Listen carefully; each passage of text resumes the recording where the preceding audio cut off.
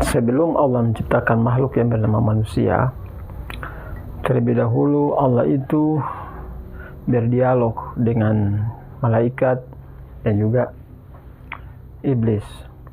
Allah berkata kepada keduanya bahwa aku ingin menciptakan satu makhluk yang nanti makhluk ini akan menjadi khalifah di muka bumi, atau yang akan menjadi pemimpin di muka bumi. Nah, mendengar rencana Tuhan ini, malaikat kemudian mengajukan pertanyaan, atau malaikat itu kemudian protes. Malaikat berkata, "Ya Allah, apakah engkau akan menciptakan makhluk yang nantinya akan membuat kerusakan dan menumpahkan darah di bumi ini?" Allah berfirman, "Sesungguhnya aku lebih mengetahui apa yang tidak kamu ketahui." Nah, di sini iblis belum merespon, iblis belum bereaksi terhadap rencana Tuhan ini. Iblis kayaknya santai-santai saja. Setelah itu Allah Subhanahu wa taala kemudian menciptakan manusia yang pertama, yaitu Adam. Ketika Adam ini diciptakan, Allah sampaikan kepada malaikat bahwa ini adalah makhluk yang akan saya ciptakan. Kemudian Allah memberikan dia beberapa pengetahuan atau mengajarkan Adam ini beberapa ilmu, dan Allah menyuruh Adam ini untuk melakukan presentasi atau menjelaskannya kepada malaikat dan jin atau iblis. Nah, pada saat mendengar paparan dari Adam ini, malaikat kemudian menyadari atau juga mengakui bahwa Adam ini memang cerdas. Adam ini lebih baik daripada malaikat. Sementara iblis tidak bereaksi apa-apa. Iblis itu diam-diam saja. Sebagai catatan, sebenarnya iblis itu pada awalnya dia bertugas mengelola surga, atau surga itu di bawah pengaturan dari iblis. Sedangkan malaikat itu awalnya bertugas untuk mengatur bumi, mengatur dunia ini. Tugasnya malaikat adalah menjadi pemimpin di muka bumi ini. Jadi hewan, tumbuhan, bahkan batu sekalipun, itu pemimpin mereka adalah para malaikat pada waktu itu. Sebelum Adam diciptakan. Nah, ketika Adam diciptakan, nampaknya Allah itu hendak menggeser posisi atau menggeser kepemimpinan dari surga ataupun dari dunia ini. Nah, pada saat malaikat itu melihat kehebatan iblis, melihat kehebatan dari Adam, melihat kesanggupan dari Adam, pengetahuan dari Adam, maka malaikat pun dan iblis itu disuruh oleh Allah untuk bersujud, untuk menguji dua makhluk ini, malaikat dan iblis ini. Allah ingin menguji seberapa patuh mereka kepada Allah dan seberapa besar rasionalitas mereka.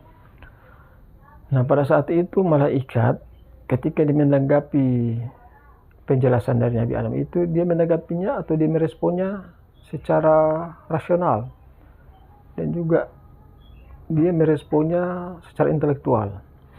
Sehingga ketika diperintahkan untuk sujud, ya dia sujud, malaikat sujud. Berbeda dengan iblis. Iblis itu ketika melihat kehebatan dari Nabi Adam, kepintaran ataupun kecerdasan Nabi Adam, iblis itu merespon secara emosional. Iblis berkata, "Bagaimana bisa saya menyembah makhluk yang derajatnya lebih rendah dari saya? Saya tercipta dari api, sedangkan Adam ini tercipta dari tanah. Lebih mulia saya daripada Adam. Apa alasan saya untuk sujud kepada Adam?" Itu ada alasan iblis untuk menolak ketika Tuhan perintahkan iblis itu untuk bersujud kepada Adam. Nah, dari sini nampaknya kita bisa melihat bahwa iblis itu merespon perintah Tuhan itu secara emosional. Iblis menganggap bahwa dia lebih baik. Dia menganggap secara kasta, kalau dalam bahasa sekarang, dimana kastanya lebih tinggi daripada Adam. Untuk itu dia menolak. Nah, untuk menanggapi respon kedua makhluk ini antara malaikat dan iblis, nampaknya Allah sudah tahu bahwa iblis ini memiliki arogansi atau memiliki kesombongan, sehingga nampaknya Allah itu memang sengaja ingin mengganti iblis yang tadinya mengelola surga akan diganti oleh malaikat. Ini ditujukan ketika Allah perintahkan, kalau begitu iblis, ketika kamu tidak mau mengikuti perintah saya, maka keluarlah kamu dari surga ini. Kamu dipecat dari jabatan kamu, dalam bahasa kita sekarang ini. Nah, dari persoalan ini kemudian malaikat ditarik oleh Allah untuk mengelola surga. Jadi surga yang tadinya dikelola oleh iblis direshuffle oleh Allah, bahwa surga itu kemudian diganti pengelolaannya oleh malaikat. Nah, manusia yang makhluk yang baru diciptakan Allah ini, Allah tempatkan di dunia, di bumi ini untuk menjadi khalifah, menjadi pemimpin di bumi ini. Nah, kemana iblis selanjutnya?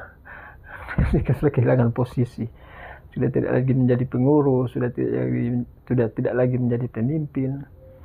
Nah, konsekuensinya adalah iblis sudah melihat bahwa aduh, tampaknya saya ini sudah tidak punya pekerjaan lagi karena sudah dipecat oleh Allah. Untuk itu iblis berkata, oke, kalau begitu, tapi saya minta satu permintaan. Saya memiliki satu permintaan. Allah bilang, ya silakan, mengingat jasa-jasa kamu sudah pernah berbakti, silakan, akan saya kabulkan satu permintaan dari kamu. Nah, satu permintaan dari iblis itu yaitu dia ingin menjerumuskan Adam itu ke dalam neraka jahanam. Nah, dari cerita ini sebenarnya dapat menjadi bahan renungan untuk kita semua, bahwa sebenarnya yang mengelola bumi ini pada awalnya adalah dari kalangan para malaikat sebelum manusia itu ada. Yang kedua, pelajaran yang dapat kita ambil bahwa ternyata Adam ini itu memiliki pengetahuan. Coba kita bayangkan, malaikat itu yang mengelola, yang mengatur dunia ini dari awal.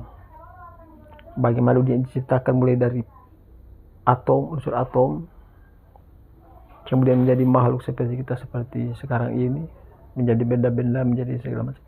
Itu semua dalam penguasaan malaikat. Nah, ketika Adam diturunkan, ketika Allah memberikan Adam ini beberapa pengetahuan dan disuruh mempresentasikannya di hadapan malaikat, malaikat tunduk. Malaikat mengakui kehebatan dari Adam ini. Untuk itu dapat kita ketahui bahwa Adam ini sebenarnya pintar, bahkan lebih pintar dari para malaikat, lebih pintar dari iblis. Nah, potensi dari Adam ini kemudian diwariskan oleh anak cucu keturunannya, termasuk kita sekarang ini. Itu dari mana kita bisa melihat itu?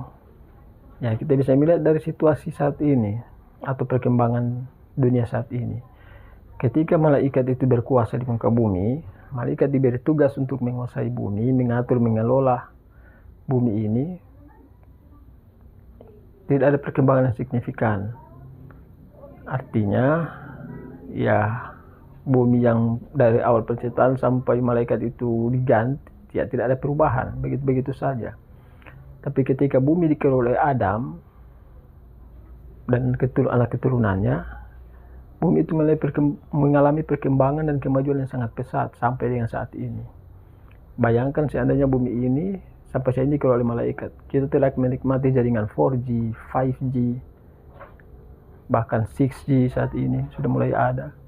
Kita tidak akan menikmati teknologi 4.0, kita tidak akan menikmati konten seperti saat ini, kita tidak bisa menikmati kuliner yang bermacam cara, yang bermacam rasa. Nah, untuk itu tugas kita sebenarnya di bumi ini adalah untuk mengelola, mengatur, bahwa kita harus membuktikan kepada makhluk-makhluk yang lain, termasuk hewan, bahwa kita itu lebih baik dari malaikat dalam urusan mengelola dunia ini atau mengelola bumi ini.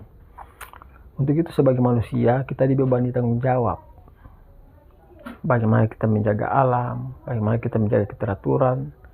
Tentu saja untuk mencapai itu semua perlu ada pertikaian, pertumpahan darah, bahkan sampai ke titik itu dalam rangka bukan untuk ekspansi, bukan untuk menjajah, tapi untuk melindungi. Sebenarnya pertumpahan darah itu dibolehkan dalam rangka melindungi, bukan mengekspansi atau menyerang.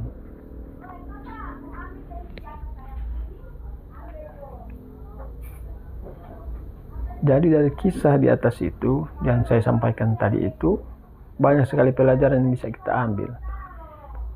Bahwa penolakan terhadap kebenaran atas dasar rasio atau atas dasar fakta-fakta ilmiah itu dibenarkan dalam Islam. Namun menolak kebenaran atas dasar kesombongan seperti yang dilakukan iblis, itu tidak diterima oleh Allah, tidak diterima oleh Tuhan. Menolak kebenaran karena merasa dirinya paling hebat, merasa dirinya paling pintar, merasa rasnya lebih di atas daripada yang lain, merasa bahwa jabatannya lebih tinggi dari yang lain, sehingga dia menolak kebenaran walaupun kebenaran itu nyata di depan mata. Nah, cara-cara atau karakteristik seperti ini, bayangkan jika dia itu menjadi pemimpin di surga nanti. Pemimpin surga memiliki karakter seperti itu, maka surga itu tingkatannya bukan berdasarkan ketakwaan lagi, tapi berdasarkan kasta. Surga yang paling tinggi mungkin kalau istilah kolonial ya Belanda lah paling tinggi.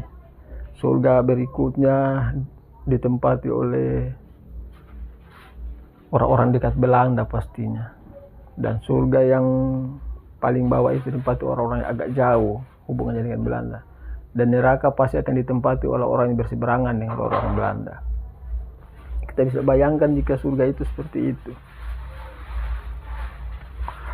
karena dikelola berdasarkan ras, berdasarkan etnik, berdasarkan kemuliaan, bukan berdasarkan ketakwaan.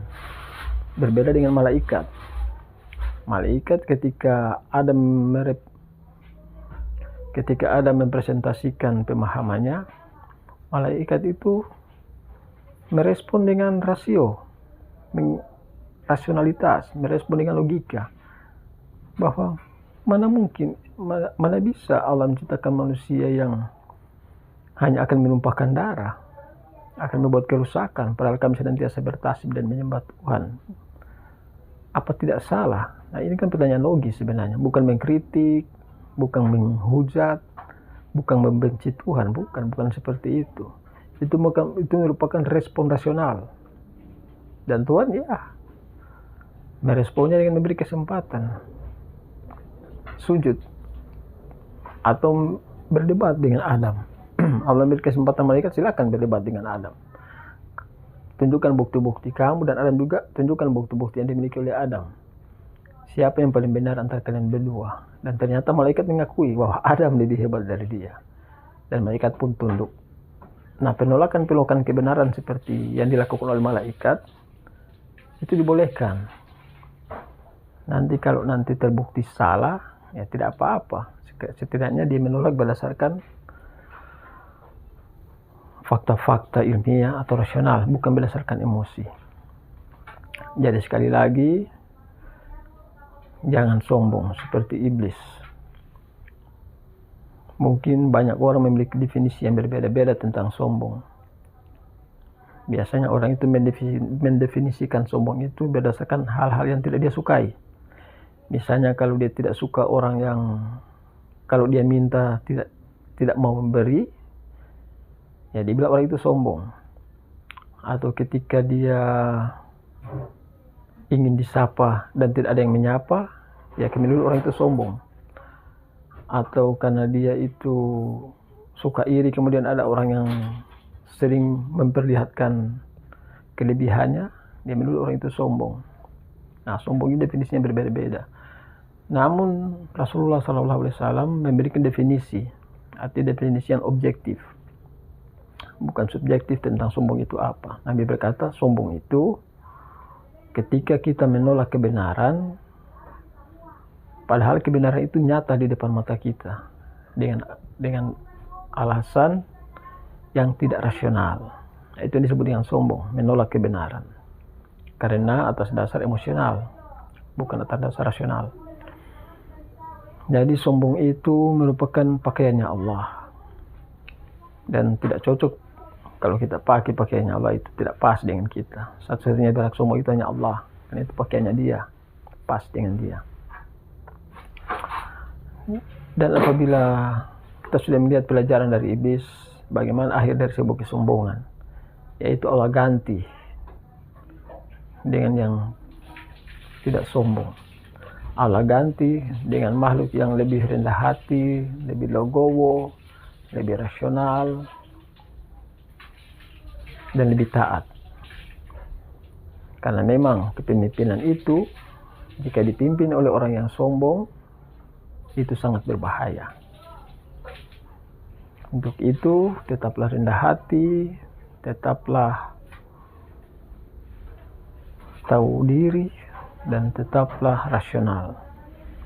Demikianlah video saya kali ini.